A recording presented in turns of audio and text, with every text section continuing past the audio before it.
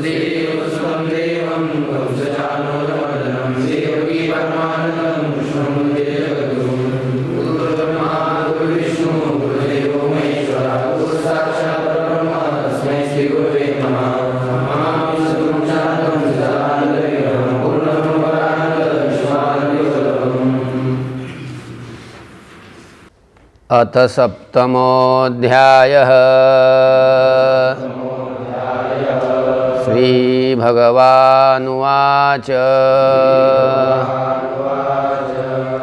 मय्यासक्तमनः पार्थ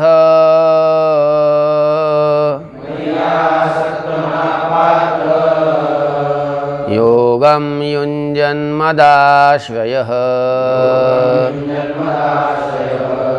असंशयं समग्रं माम्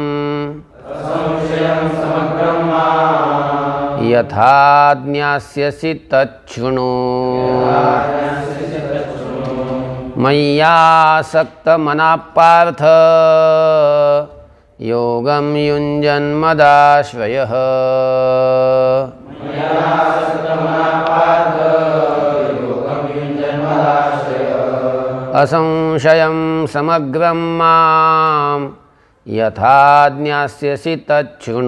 असंशयं समग्रं मां यथा ज्ञास्यसि तच्छृणु। मय्यासक्तमनः पार्थ योगं युञ्जन्मदाश्रयः असंशयं समग्रं मां यथा ज्ञास्यसि तच्छृणु।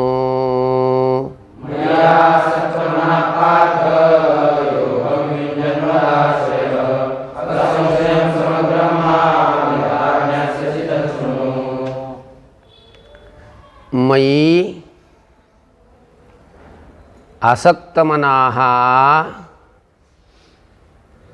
पार्थ योगं युञ्जन् मदाश्रयः असंशयं समग्रं मां यथा ज्ञास्यसि तत् शृणु।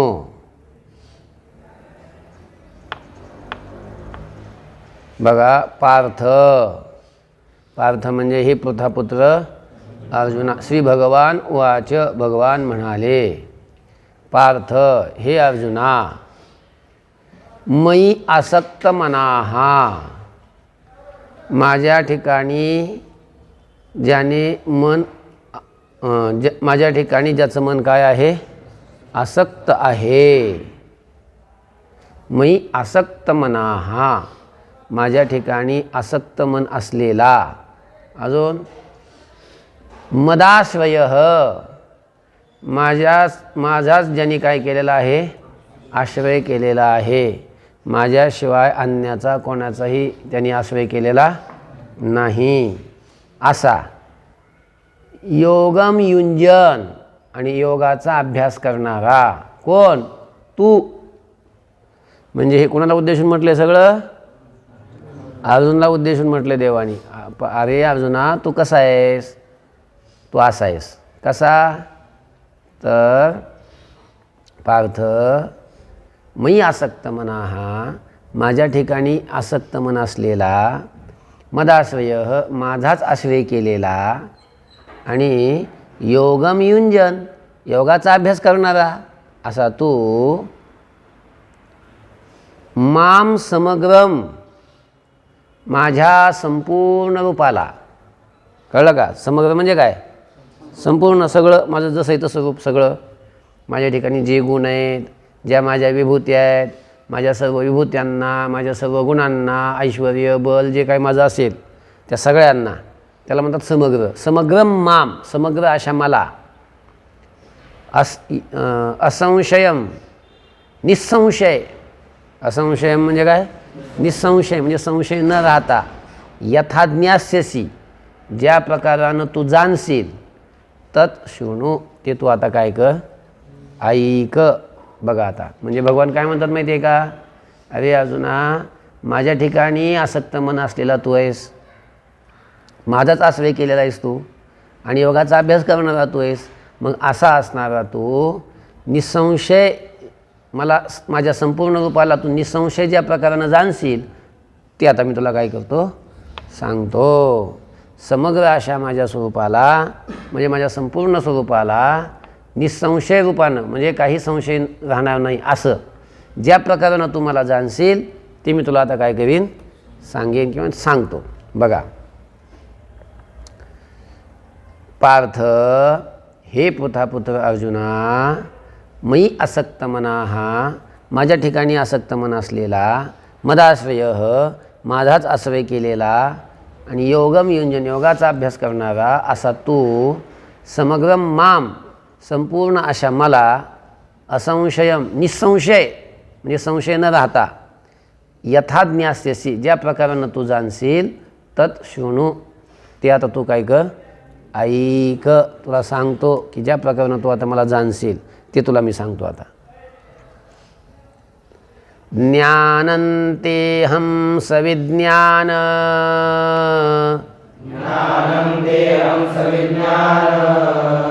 मिदं वक्ष्याम्यशेषतः, यज्ञात्वा नेह भूयोऽन्यज् ज्ञातव्यमवशिष्यते. ज्ञानन्तेऽहं सविज्ञान, मिदं वक्ष्याम्यशेषतः,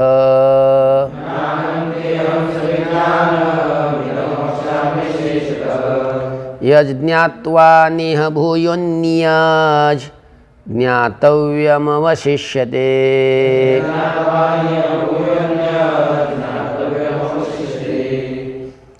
ज्ञानं ते अहं सविज्ञानम् इदं वक्ष्यामि अशेषतः, यत् ज्ञात्वा न इह भूयः अन्यत् ज्ञातव्यम अवशिष्यते.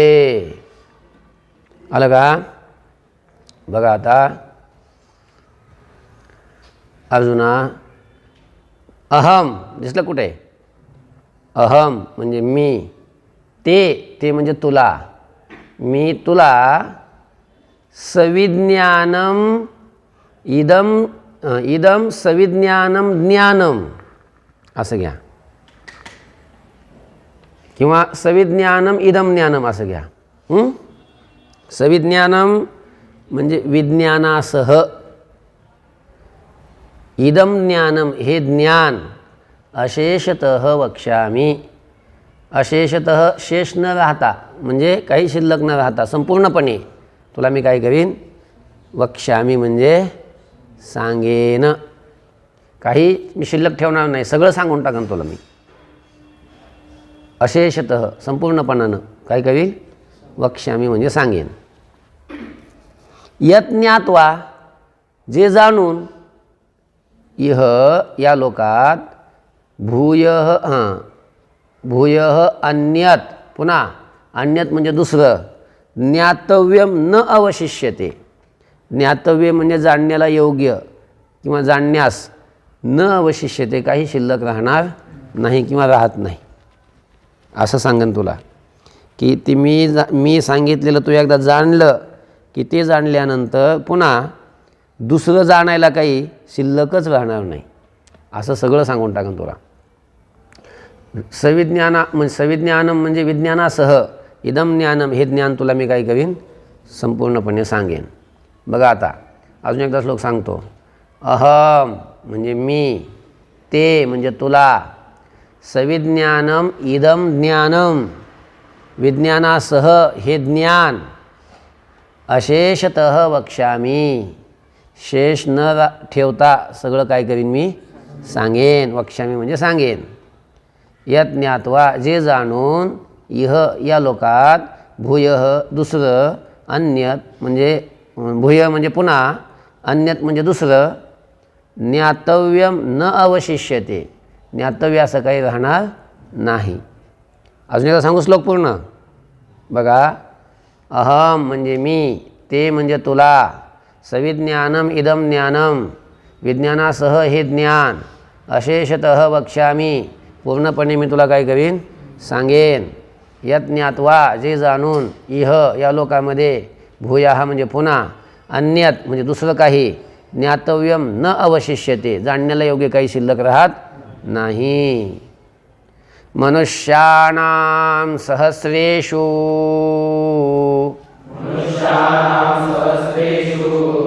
कश्चिद्यतति सिद्धये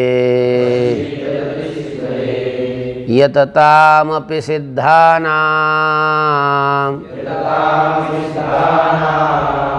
कश्चिन्मां वेत्ति तत्त्वतः.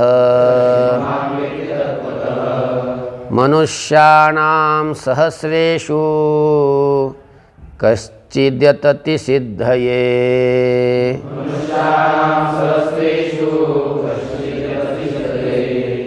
यततामपि सिद्धानां कश्चिन्मां वेत्ति तत्त्वतः.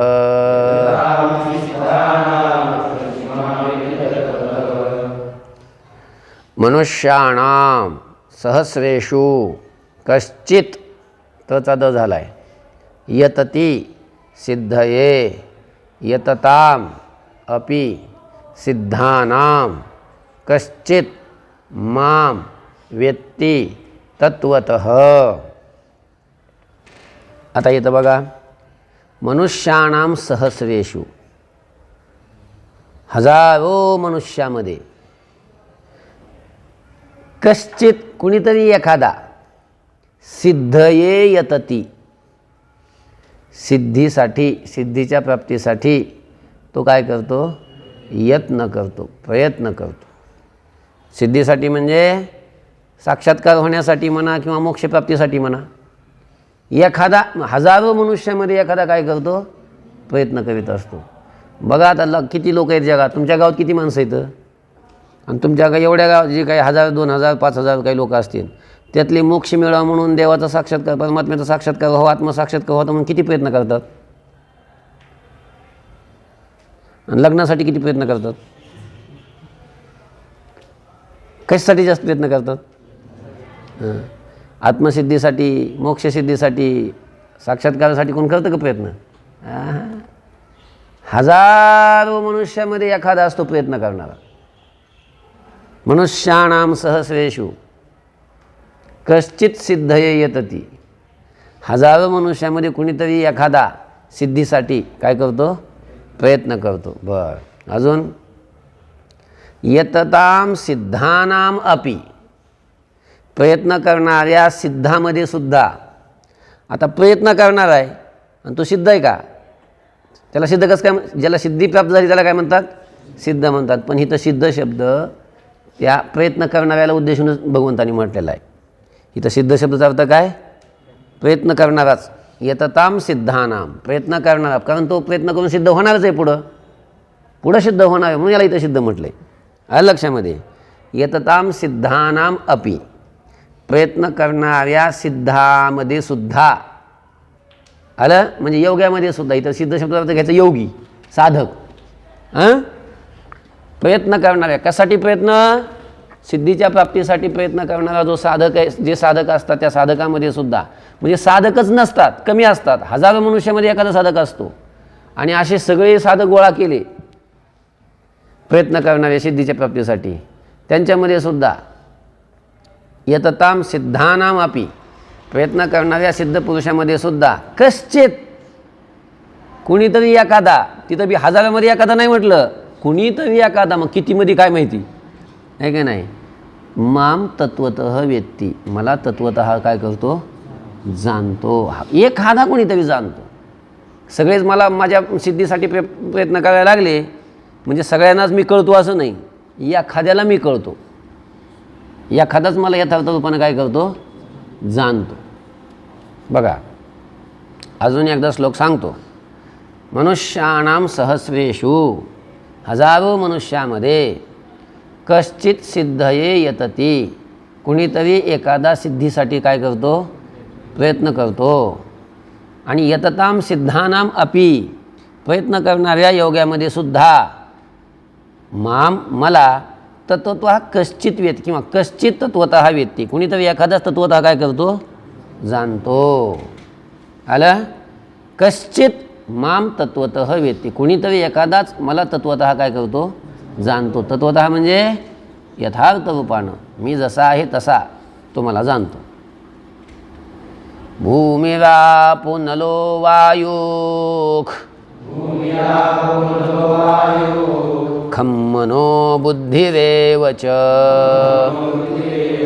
अहंकार इतीयं मे भिन्ना प्रकृतिरष्टधा. भूमिरापो नलो वायुः खं मनो बुद्धिरेव च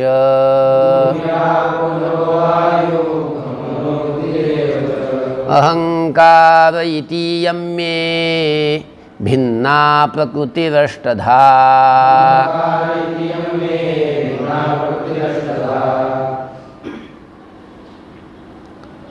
भूमी, भूमिः काय? भूमिः आपः अनलः वायुः खं मनः बुद्धिः एव च अहंकारः इति इयं मे भिन्ना प्रकृतिः अष्टधा.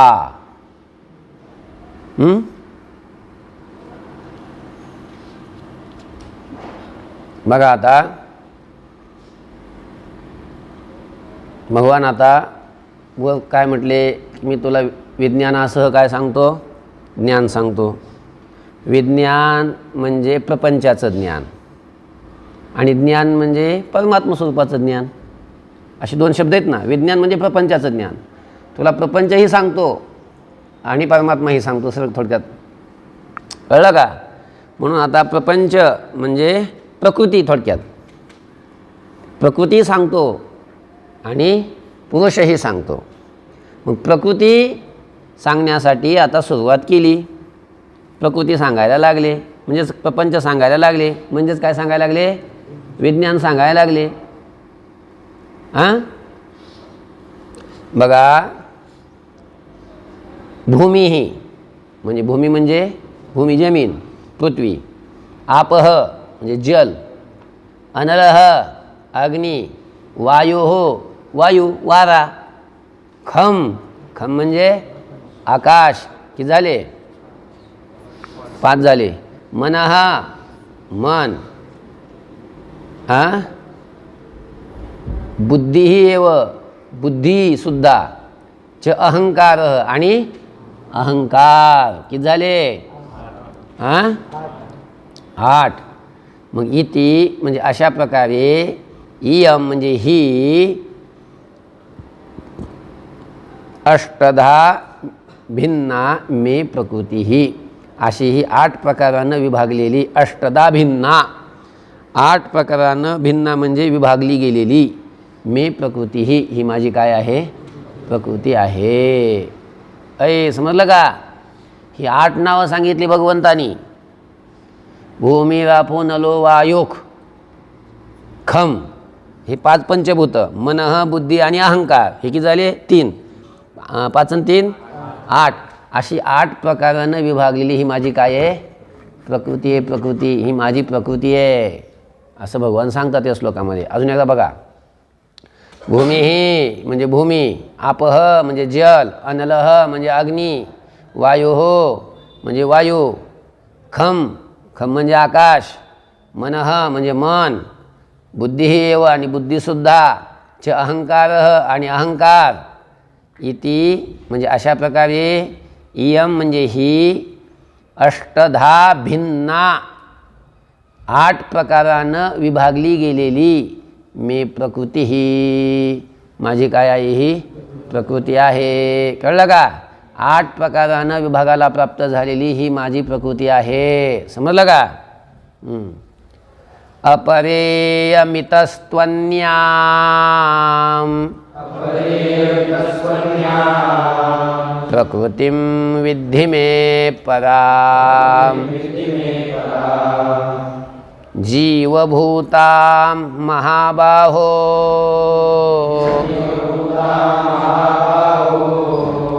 ययेदं धार्यते जगत्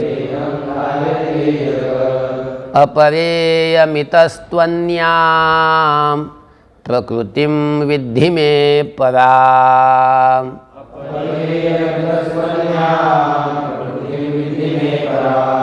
जीवभूतां महाबाहो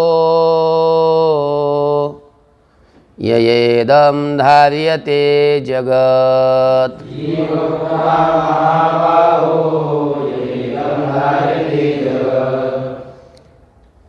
अपरेयम नाही अपरा इयम असं आहे ते काय अपरा इयम इतः तू अन्याम प्रकृतिम विद्धि मे पराम जीवभूतां महाबाहो यया इदम धार्यते जगत। आलं का? बघा आता इयम अपरा काय शब्द असा घ्यायचा अनु इयम अपरा ही अपरा प्रकृती आहे। इकडे बघा आता वरच्या श्लोकात सांगितली का नाही 8 प्रकाराने विभागलेली भूमिरापो नलो वायु खम मनो बुद्धिरेव च अहंकार इति यम्मे भिन्ना प्रकृतिरष्टधा। भूमी जल आहे का नाही अनल म्हणजे अग्नी पुन्हा वायू खम म्हणजे आकाश मन बुद्धी आणि अहंकार अशा प्रकारे 8 प्रकारांना विभागली गेलेली ही माझी प्रकृती आहे म्हणून सांगितलं। आणि ही 8 प्रकारानं विभागाला प्राप्त झालेली ही जी माझी प्रकृती आहे ही कोणती प्रकृती आहे? इयम अपरा ही माझी अपरा प्रकृती आहे। प्रकृतीचे 2 प्रकार एक परा प्रकृती आणि दुसरी अपरा प्रकृती। तर ही 8 प्रकारांना विभागाला प्राप्त झालेली ही अपरा प्रकृती आहे। इयम अपरा ही कोणती आहे? अपरा। कळलं ना अपरा प्रकृती? कळले मग आम्हाला 8 प्रकारांना विभागलेली 8 प्रकारांना विभागाला प्राप्त झालेली ही अपरा प्रकृती आहे। बरं परा प्रकृती कोणती मग सांगतो मग ऐका आता। तू परंतु तू दिसलं का इतः तू अन्याम तिथं आहे तू इतः तू अन्याम है ना तू म्हणजे परंतु इतः अन्याम पण ह्या अपरा प्रकृतीहून अन्य असलेली दुसरी असलेली कशी दुसरी जीवभूताम जीवस्वरूपा असणारी कशी जीवस्वरूपा असणारी जीवस्वरूप असणाऱ्या प्रकृतीम मे प्रकृतीम असं घ्या माझ्या त्या प्रकृतीला पराम विद्धी ही परा प्रकृती आहे असं तू काय कर जाण। इकडं बघा इतः तू अन्याम या अपरा प्रकृतीहून अन्य असणाऱ्या म्हणजे दुसऱ्या जीवभूताम जीवस्वरूपा असणाऱ्या प्रकृतीम त्या प्रकृतीला मे प्रकृती माझ्या प्रकृतीला पराम विद्धी पराम विद्धी म्हणजे परा प्रकृती आहे असं तू विद्धी म्हणजे जाण। कळलं? अजून एकदा सांगायचा श्लोक हा बघा कसा राहिलं पुढे राहिलं अजून का नाही महाबाहो ते अगोदर घ्यायला पाहिजे होतं। यया इदम जगत धार्यते ज्या पराप्रकृतीच्या द्वारा यया म्हणजे जिच्या द्वारा इदम जगत हे जगत धार्यते धारण केल्या जाते। आलं? श्लोक अजून एकदा बघा महाबाहो महाबाहो म्हणजे हे मोठे हात असणाऱ्या अर्जुना इयम अपरा ही आता वरच्या श्लोकामध्ये सांगितलेली म्हणजे 4थ्या श्लोकात सांगितलेली जी प्रकृती आहे 8 प्रकारांना विभागाला प्राप्त झालेली ही माझी कोणती प्रकृती आहे? अपरा आहे। ही माझी अपरा प्रकृती आहे। तू परंतु इतः अन्याम पण हिच्याहून अन्य असणाऱ्या जीवभूताम जीवरूप असणाऱ्या मी प्रकृती माझ्या प्रकृतीला पराम विद्धी ही परा प्रकृती आहे असं तू जाण। आणि कोणती यया की ज्या प्रकृतीच्या द्वारा इदम जगत धार्यते हे जगत धारण केल्या जाते. लक्षात आलं? शॉर्टकट सांगू अजून एकदा. महाबाहो म्हणजे हे महाबाहो म्हणजे अर्जुना, इयम अपरा ही माझी अपरा प्रकृती आहे. तू परंतु इतः अन्याम हिच्याहून अन्य असणाऱ्या जीवभूताम जीवरूपा असणाऱ्या मी प्रकृती माझ्या प्रकृतीला पराम विद्धी पराप्रकृती असं तू जाण. म्हणजे जीव आहेत ना, जीव हेच पराप्रकृती आहेत.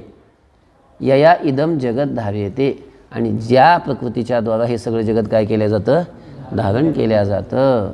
म्हणजे ती 8 प्रकाराला विभागलेली ती अपरा प्रकृती आणि जीवस्वरूप असणारी जीव हीच परमात्म्याची काय पराप्रकृती आहे. ओम शांती शांती शांती. पुंडलीकवरदहर विठ्ठल श्री ज्ञानदेव तुकाराम मौली ज्ञानेश्वर महाराज की जय. जगद्गुरु तुकाराम महाराज की जय. सद्गुरुजोग महाराज की जय.